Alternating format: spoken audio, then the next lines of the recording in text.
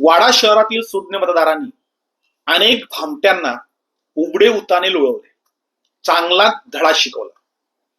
या शहरातील नागरिक हे आपली जहागीरदारी आहे, आपण सांगू तसे वागतील असं ज्यांना वाटत होतं, त्या भामट्यांचा अक्षरशः पराभव झाला आणि त्यांनी पक्षही खड्ड्यात घातले. प्रत्येक पक्षाचं आणि प्रत्येक उमेदवाराचं आपण याच मालिकेमधनं विश्लेषण करणार आहोत. आता पहिला पक्ष आहे राष्ट्रवादी काँग्रेस, अजित पवार गट. म्हणजे हा पक्ष अक्षरशः वाड्यातून संपवला गेलाय. ज्या पद्धतीने ही निवडणूक लढवली, ती निवडणूक जिंकण्यासाठी लढली होती की पैसे खाण्यासाठी, असा प्रश्न अगदी सुरुवातीपासून मतदारांना पडला होता.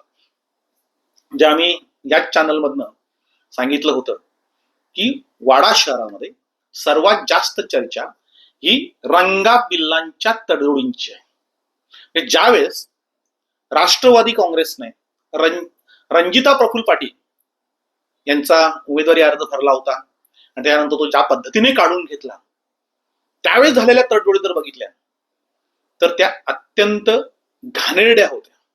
आणि त्यावर आम्ही एक व्हिडिओ बनवला होता, विश्लेषण केलं होतं आणि सांगितलं होतं की रंगाबिल्लाने ही सीट विकली.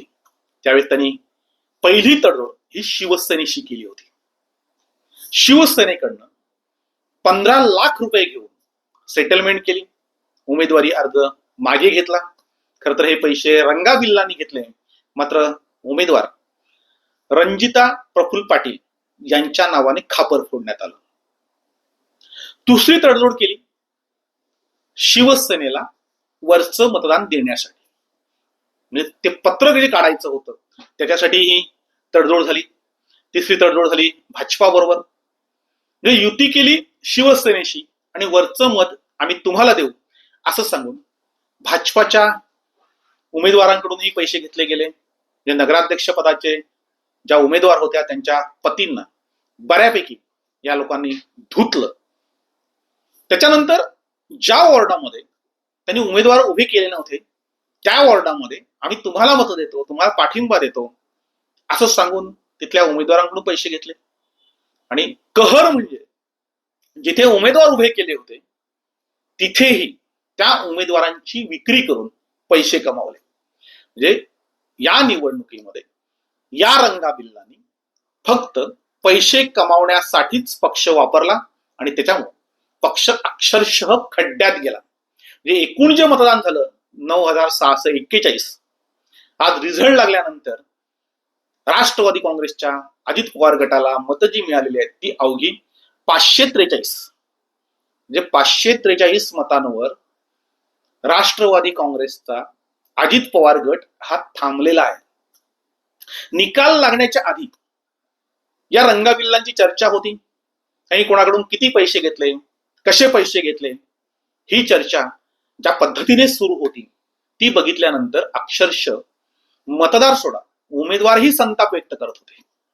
एक उमेदवार आहेत वॉर्ड क्रमांक 10च्या अश्विनी भोईर, वॉर्ड क्रमांक 9च्या अश्विनी भोईर यांची एवढी वाईट हालत केली. म्हणजे आधी तिकीट दिलं, त्याच्यानंतर तिथे उमेदवार जे उभे होते त्यांच्याशी तडजोड केली, त्याच्यानंतर वेगळ्या पक्षाची तडजोड केली.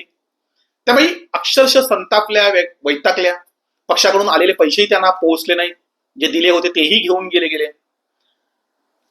मतदानाच्या दिवशी अश्विनी भोईर या त्या राष्ट्रवादी काँग्रेसच्या उमेदवार होत्या, त्यांनी पूर्ण दिवस अक्षरशः रडून घालवला.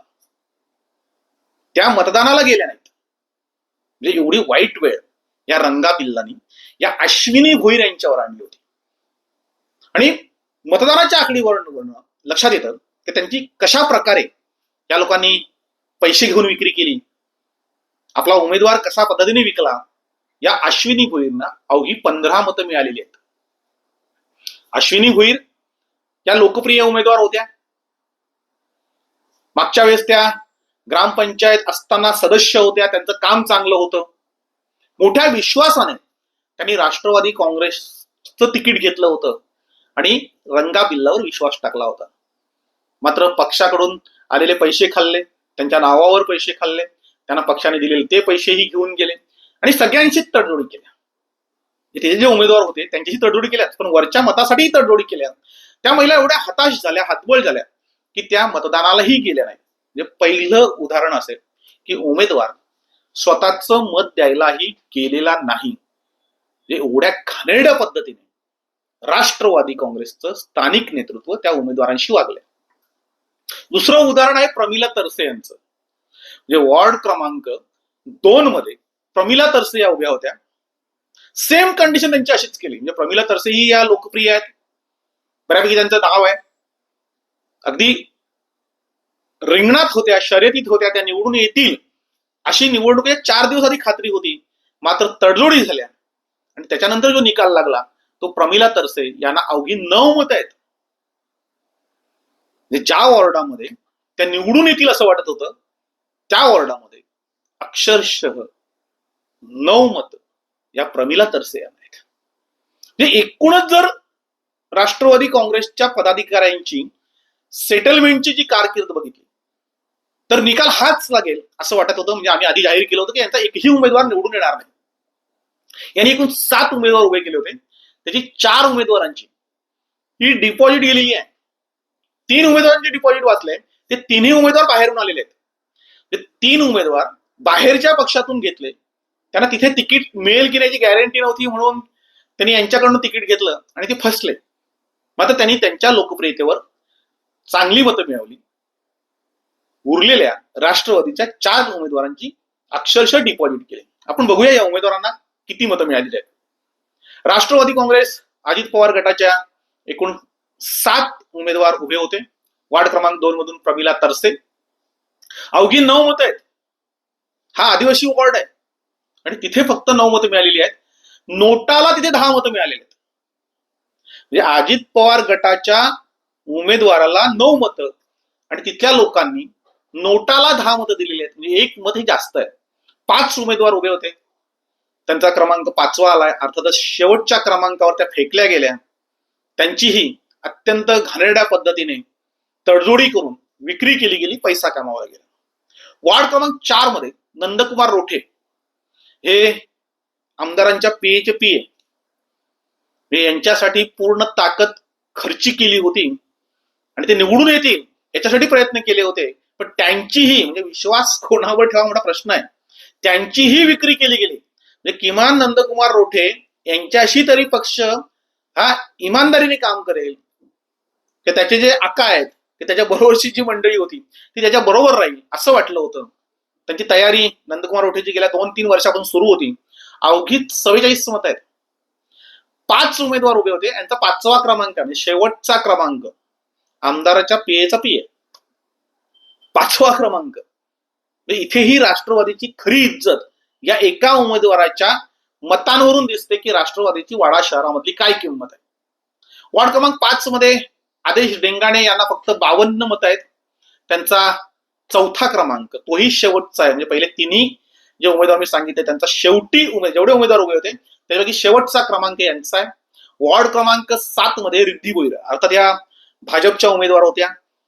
भाजपने त्यांना तिकीट दिलं नाही म्हणून राष्ट्रवादीच्या गळाला लागल्या. राष्ट्रवादीने त्याला तिकीट दिलं आणि त्यांना जी मतं मिळाली ती 135 आहे. ती त्यांची मतं आहेत. राष्ट्रवादीचा इथे काहीही प्रभाव जाणवलेला नव्हता.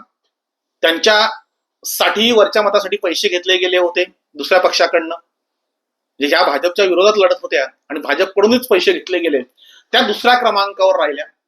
खरं तर राष्ट्रवादी काँग्रेसमध्ये त्यांनी तिकीट घेतलं नसतं आणि त्या जर शिवसेनेकडे गेल्या असत्या किंवा भाजपकडे गेल्या असत्या तरी त्या जिंकल्या असत्या.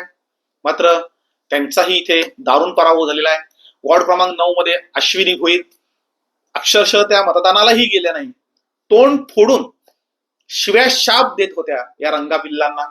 त्यांचाही 4था क्रमांक, म्हणजे नोटाला तिथे 12 मतं आहेत वॉर्ड क्रमांक 9 मध्ये आणि यांना 15 मतं आहेत. म्हणजे नोटापेक्षा फक्त 3 मतं जास्त आहेत. ऍक्च्युली तो त्यांचा पराभव नाहीये, त्या स्वतःच मतदानाला गेल्या नव्हत्या. 15 मतं ही त्यांना मानणाऱ्या लोकांनी दिली असतील.